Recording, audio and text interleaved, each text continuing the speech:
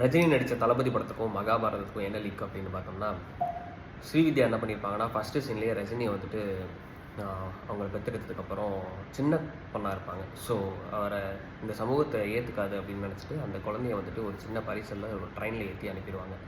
ஒரு கிழவி தான், ஒரு வயசான ஒரு பாட்டி தான் வந்துட்டு ரஜினி எடுத்து வளர்ப்பாங்க. ஸோ இங்கே மகாபாரதத்தில் எப்படின்னா, குந்தி தேவி சூரியன்ட்ட இருந்து ஒரு வரம் வாங்கியிருப்பாங்க. ஸோ அந்த வரத்தில் வந்து சூரியன்ட்ட இருந்து என்ன பண்ணுவாங்கன்னா, ஒரு குழந்தைய பெற்றெடுத்துப்பாங்க. அவர் தான் கர்ணன்.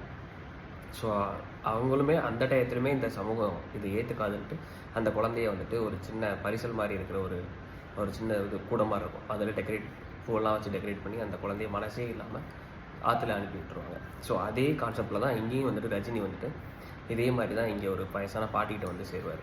ஸோ அது எப்படின்னா, தாழ்த்தப்பட்ட குளத்தில் வந்துட்டு தான் கர்ணன் வந்து வளருவார். இங்கே இவரோட கேஸ்ட் எதுவுமே நமக்கு மணிரத்னம் சொல்லியிருக்க மாட்டார். பட் ஆனால் அவர் வாழ்கிற அந்த லொக்கேஷனை, அவங்க சுற்றி இருக்கிற மக்கள்லாம் பார்த்திங்கன்னா ரொம்ப வந்துட்டு அடித்தட்டு மக்கள் மாதிரி தான் நமக்கு போர்ட்ரேட் பண்ணியிருப்பாங்க. ஸோ அவங்க எல்லாருக்குமே எது வேணும்னாலும் செய்கிற ஒரு லீடர் மாதிரியும், அவங்களுக்கு என்னென்ன வேணுமோ அதெல்லாம் செய்கிற ஒரு தான் நம்ம ரஜினி வந்துட்டு நமக்கு ஷோகேஸ் பண்ணியிருப்பாங்க. ஸோ ரஜினிக்கு வந்துட்டு எங்கேயுமே வந்துட்டு ஒரு அங்கீகாரம் இருக்காது.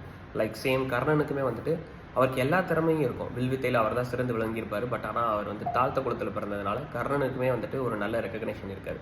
இங்கேயுமே அதே மாதிரி தான் இருக்கும். ரஜினி என்ன பண்ணுவார்னா, அப்போ அந்த ஏரியாவில் ஒரு டான், அவர் தான் வந்துட்டு மம்முட்டி, அவர் தான் தேவா. ஸோ அவர் இங்கே மகாபாரதத்தில் எதுவோட நம்ம லிங்க் பண்ணலாம் அப்படின்னா துரியோதனன்.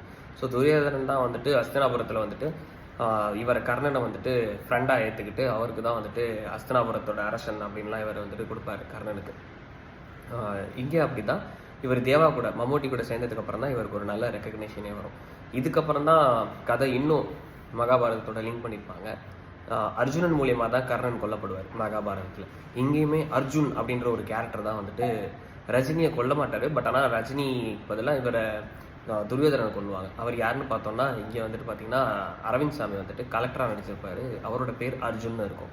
ஸோ அங்கே அர்ஜுனன், இங்கே அர்ஜுன். கிளைமேக்ஸில் பார்த்தீங்கன்னா அவர் இங்கேயும் குந்தி தேவியோட சேர மாட்டார் மகாபாரதத்தில்.